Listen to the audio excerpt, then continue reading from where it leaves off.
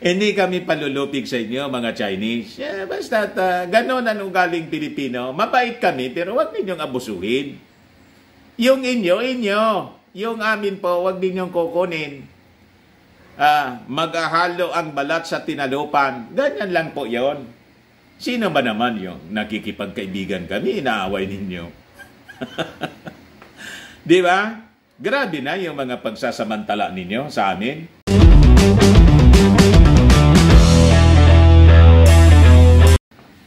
Sabi rito mga kababayan sa balita sa The Manila Times, Armed Forces to beef up presence in West Philippine Sea. So siguro ito ay in response mga kababayan doon sa siyempre walang tigil na Chinese activity, swarming ng mga Chinese militia. Yung iba daw papunta ng Pag-asa Island. Yung iba naiwan dito sa may Ayungin Shoal kasi hinihintay siguro mga kababayan yung resupply mission na gagawin ng Philippine Coast Guard para sa ating mga sundalo na naka-station doon sa BRP Sierra Madre. Inanamsaan niya Mr. Maravillas kaya ayaw nang umalis. Lagi nilang ina-announce. So, ganito na lang siguro para sabi ninyo, gusto ninyo transparent para yung sympathy. Sa bagay, may punto rin sila mga kababayan. Para yung sympathy ng mga like-minded na nations mga kababayan makuha natin. Kaya yung mga abuses na ginagawa, harassment, bullying, water cannon attack, saka laser attack, at kung ano-ano pa na mga pang-abuso sa atin ng mga Chinese dyan sa West Philippine Sea, ina-announce natin. Plus, siyempre, yung diplomatic protest. Panindigan na natin kasi ayaw man ninyong tumigil sa pag-announce. I-full coverage na po ninyo. Di ba? But before ko mga kababayan ibigay sa inyo yung kwento, click subscribe muna dito sa ating YouTube channel and hit the notification bell para lagi kayong updated po sa mga kaganapan dito po sa ating bansa. Like and share na rin po ninyo at huwag na ninyong i-skip yung ating mga commercial ads para tuloy-tuloy ang pag-unlad ng bagong Pilipinas. Para niya, Mr. Maravillas, tama yung naisip po ninyo na napag-isip-isip ko po, mga kababayan, kasi may punto din sila, yung ating Philippine Coast Guard, yung Armed Forces, saka yung ating embassy, pero may mga siyempre, sikreto pa rin. Di ba? Hindi man pwede lahat ibigay natin sa publiko, isa publiko natin. Kasi parte ng public po, yung mga Chinese, yung mga Chinese spies, mga kababayan, plus di makapili dito sa ating bansa na siguro sumasahod sa China. Di ba? Kung gusto ninyo, dito sa resupply mission na plano ninyong gawin ngayong linggo or next week, i-full coverage na po ninyo through YouTube and Facebook po. Pero dapat walang putol siya. Full coverage, parang yung gira sa Iraq noon.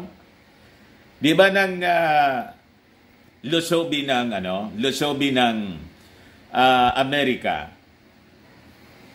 and the Allied Forces. Kaninong panahon yon? Parang kay George W. Bush.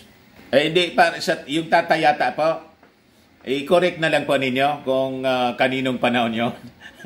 Yung Iraq War, full coverage po. Yung mga TV networks, CNN, Al Jazeera, BBC, Fox News, full coverage po.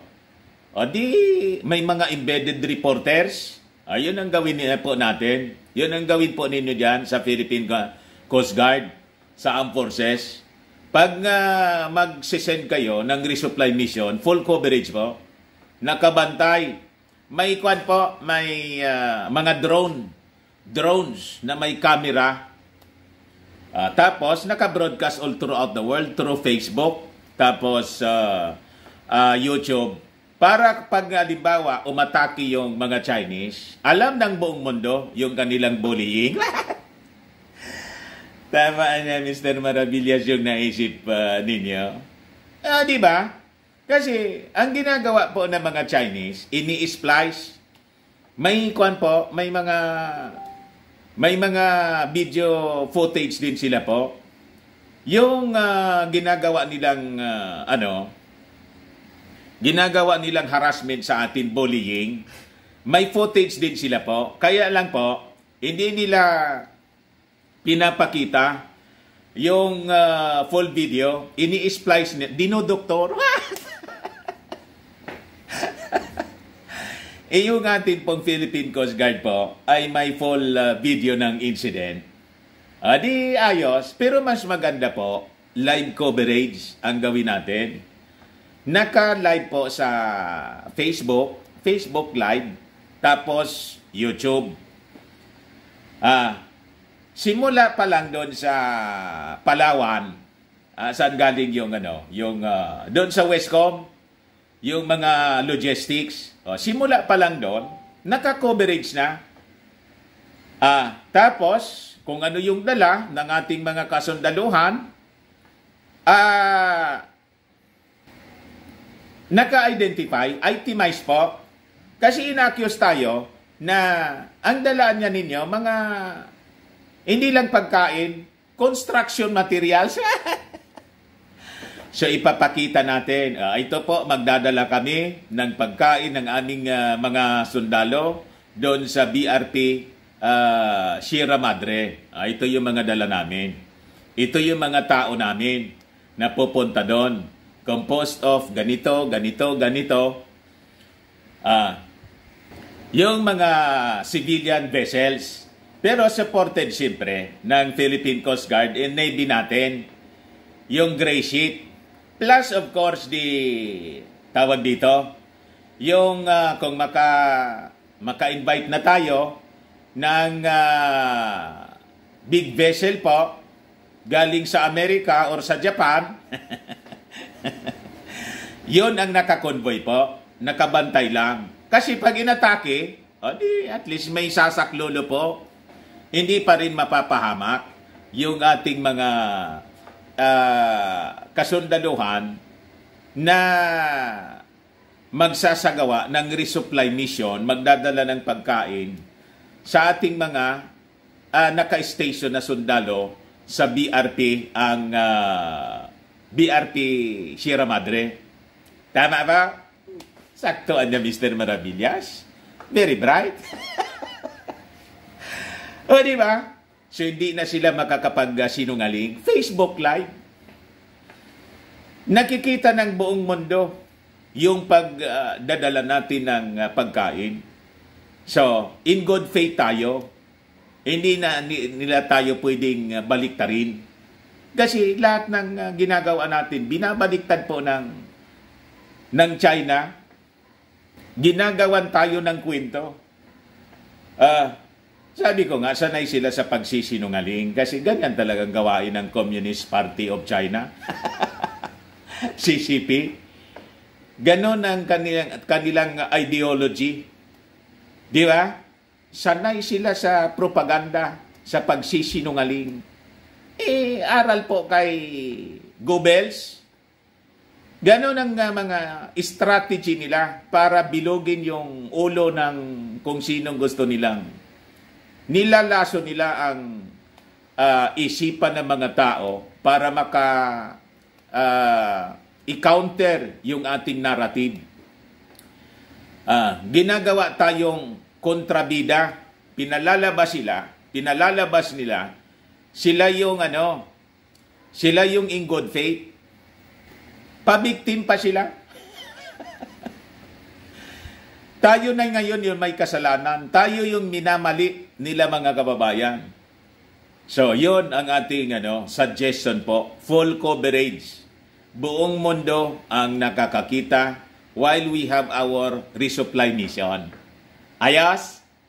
Libre man lang po yung Facebook Live saka YouTube Live. Libre man lang. Tapos invite kayo po ng taga-mainstream media para may actual witness kasama ng mga Coast Guard natin. Anyway, yung sa mainstream po, marami dyan yung mga matatapang at saka gustong-gusto nila ng ganitong aksyon. Pag halimbawa, binomba sila ng water cannon, di kasama na yun sa risk ng trabaho namin. Minsan nga, nung panahon na matindi pa yung bakbakan between the rebels tapos government troops, kasama po sa coverage yung mga nasa mainstream. Kami noon dito, kino-cover namin live yung mga bakbakan po, mga ambuscades na ginagawa ng mga rebels sa mga sundalo. Kino-cover namin live. What?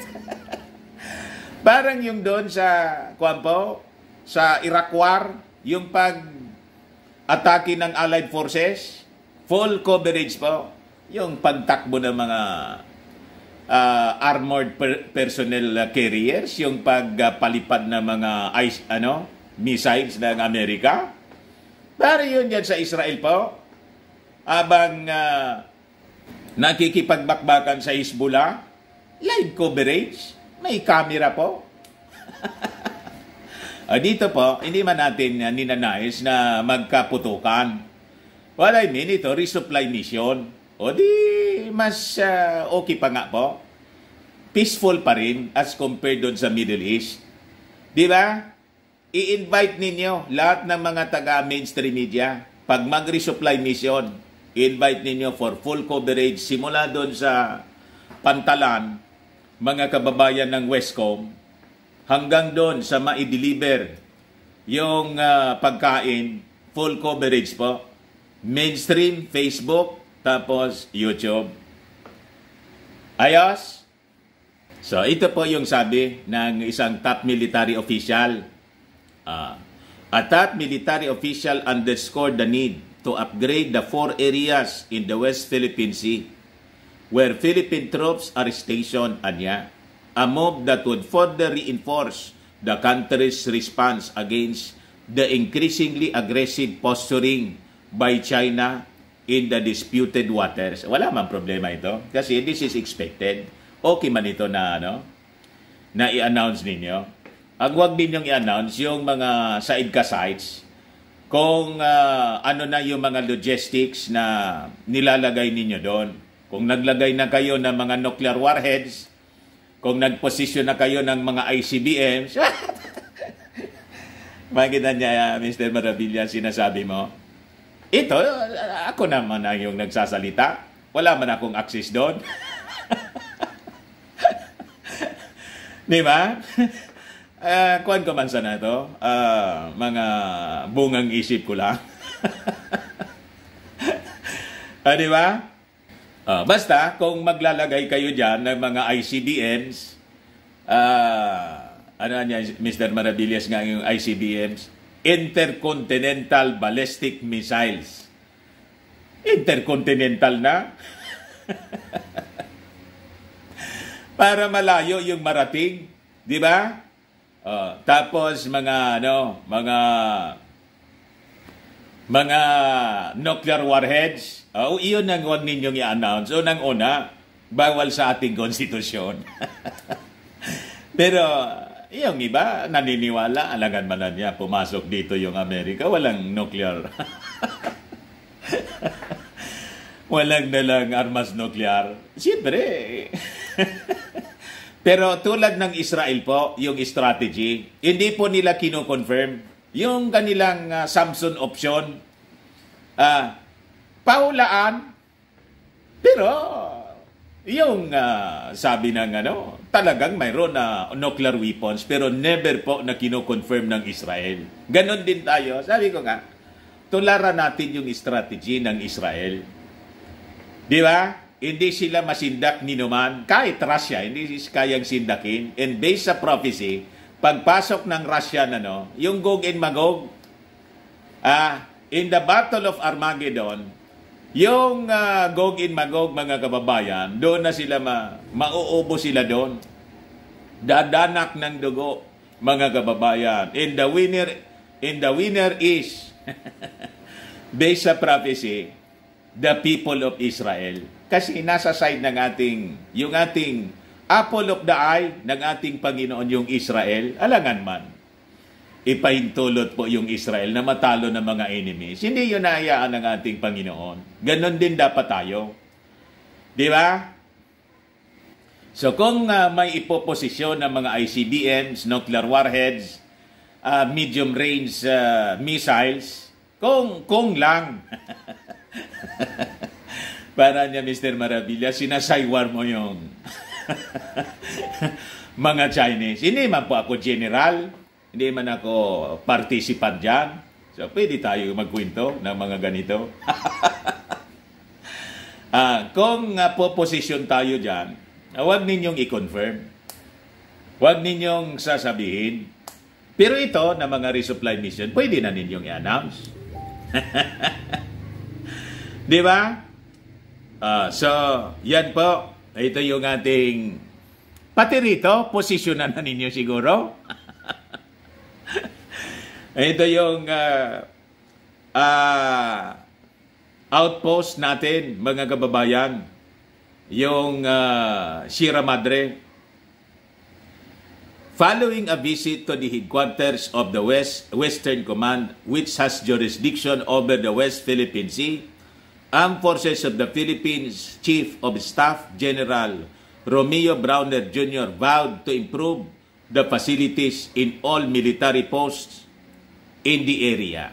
Ayos lang ito na i-announce natin. Nakapublish na po, alangan man hindi ko ito ikwento sa inyo.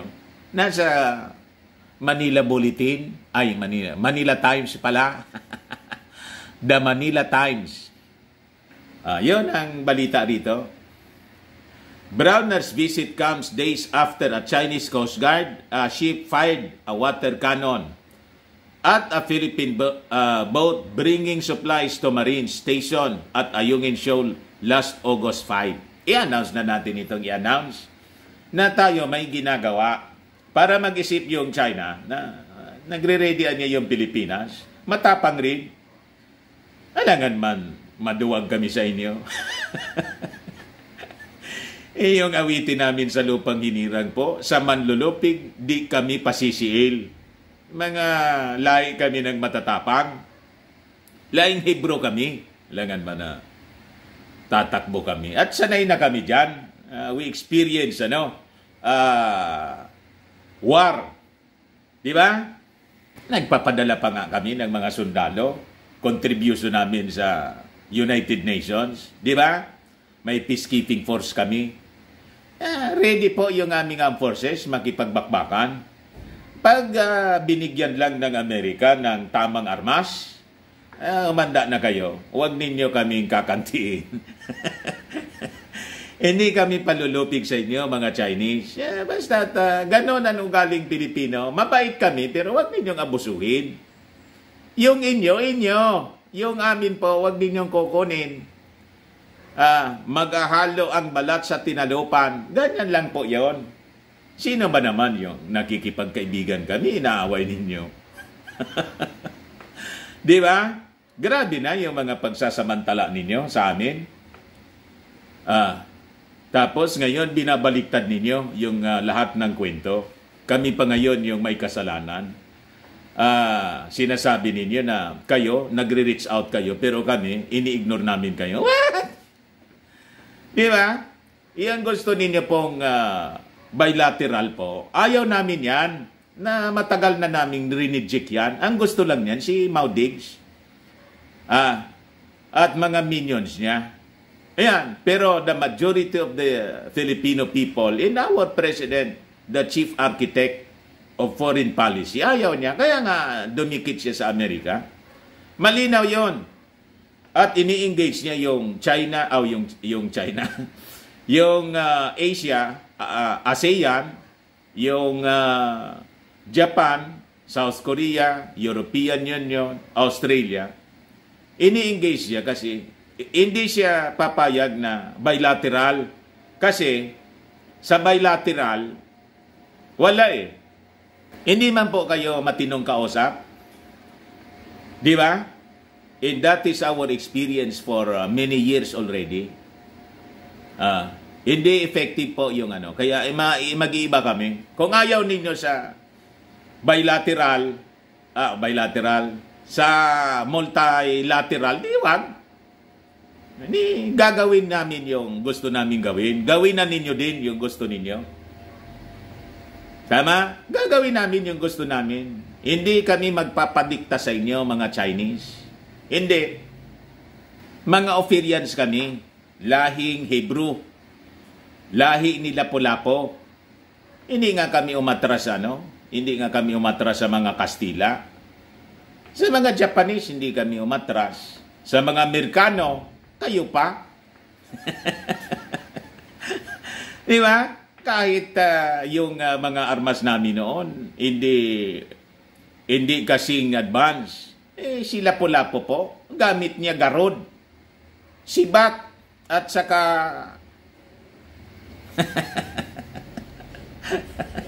espada. Pero tingnan ninyo, di ba nasingitan si Magellan? Laing matatapan po kami. Huwag kami mga Chinese. Sasabi rito, at present, the Philippine controlled structures anya in the West Philippine Sea could only accommodate small groups of soldiers. We need to improve them in order to further strengthen our presence in the WPS. Over 100 Chinese fishing and Coast Guard ships and other unidentified vessels have once again been swarming the WPS. Papunta na daw doon sa Pag-asa. You see? Beijing, which insists that the Ayungin is inside the Chinese territory, apparently plans to set up a blockade around the shoal to cut the supply line for the troops there. Kaya magpapadala na yung Philippine Coast Guard siguro at yung Navy, magpapadala na ng medyo malaki-laking barko. Yun ang magkukonvoy doon. Kung sabi nga natin, kung pwedeng pakiusapan ninyo na anyway, may mutual defense treaty na rin tayo po sa Amerika, matagal na. Mag-convoy na rin yung barko ng Amerika. Para kung umatake na po yung mga Chinese, inatake tayo, di ito na yung simula.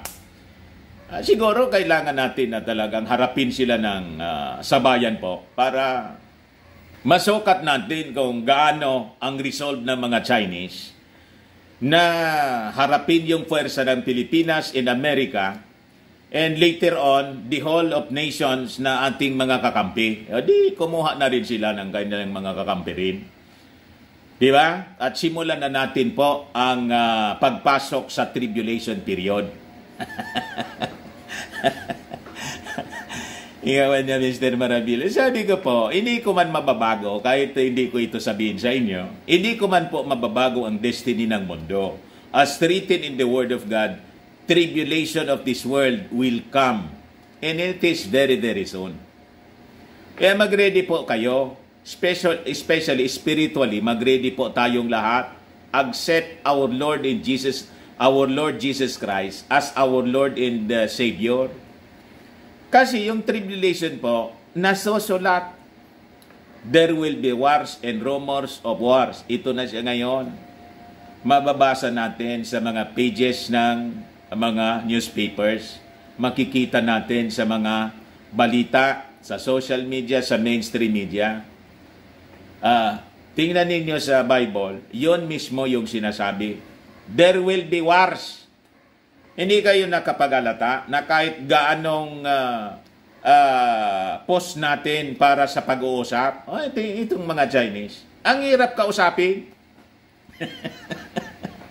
Kahit nga yung mga rebels dito sa atin, ang hirap kausapin. Ilang taon na Ganon kasi yung natura ng tao. Hindi makontento kasi. Laging nandun yung pagnanasa nang hindi kanila, tulad ng mga Chinese, pinagnanasaan, hindi makontento sa resources nila. Pati yung resources natin na sakop ng tawag dito, exclusive economic zone na inaward sa atin ng UNCLOS, pinag-intensyonan. Paano hindi magkagulo ang mundo? Nagnanasa, and that is, mga kababayan, the cause of conflicts, the cause of wars. Bakit niya? Ayan, sabi sa Bible.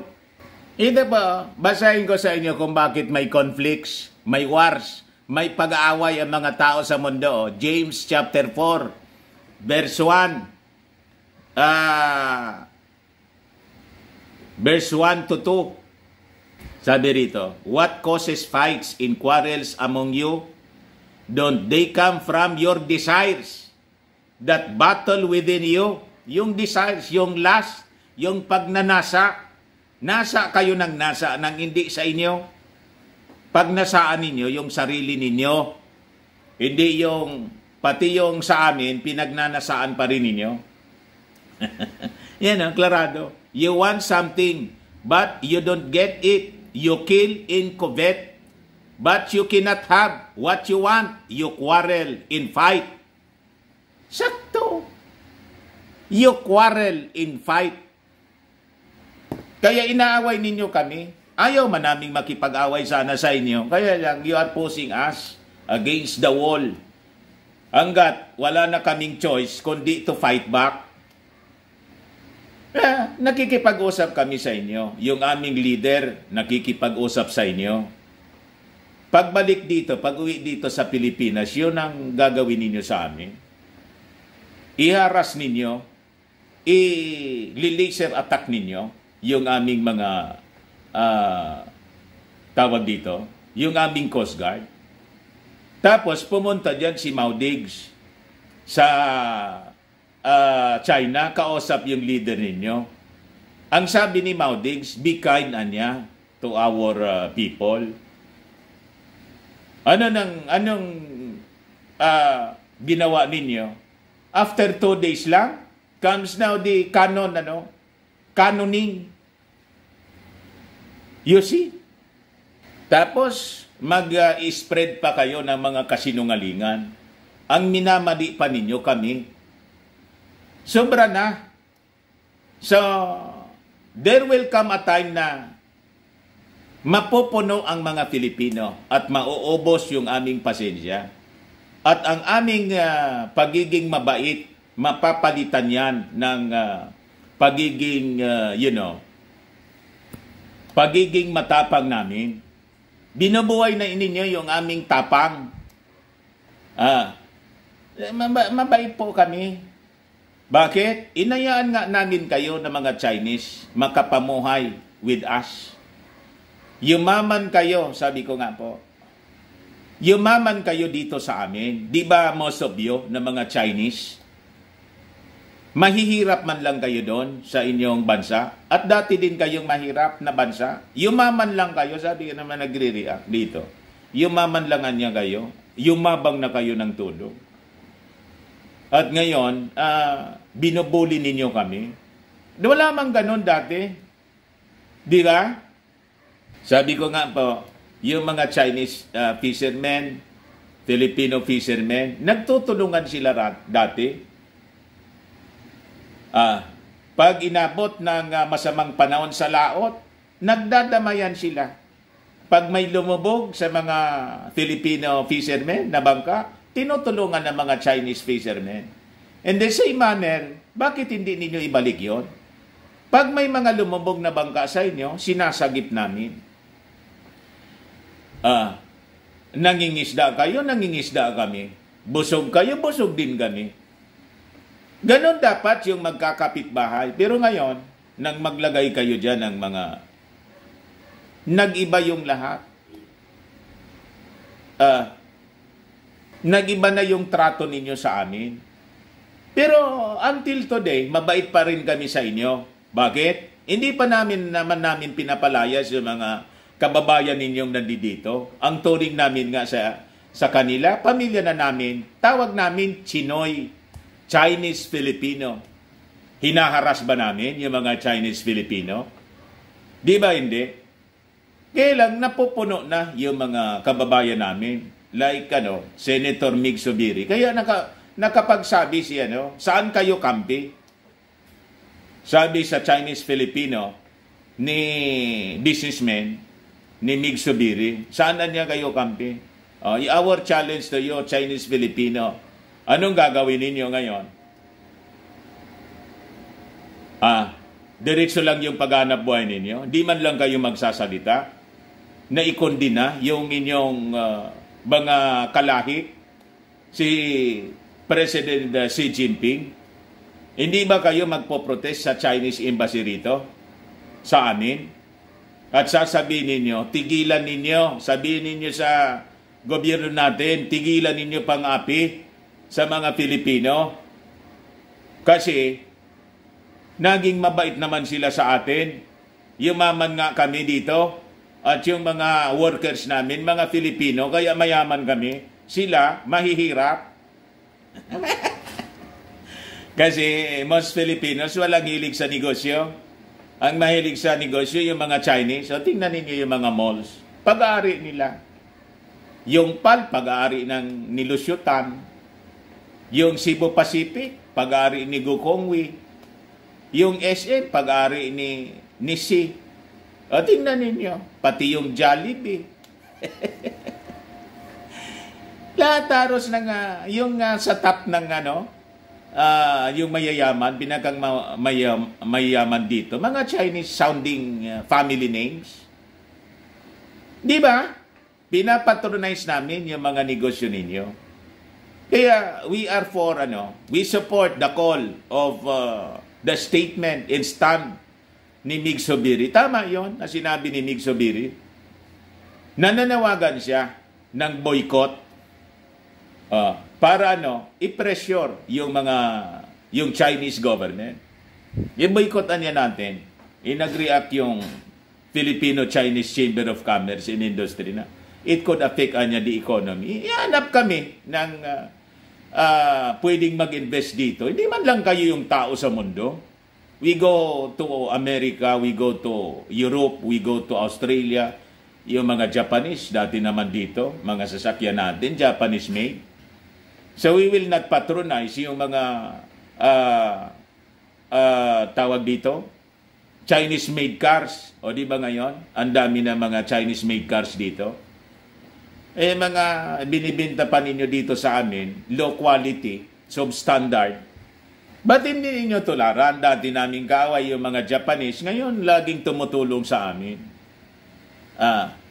Through the official development, yung assistance, ODA, JICA, ODA, laging tumutulong sa amin, yung mga Japanese. Nagsisi na sila sa pananakop sa Pilipinas.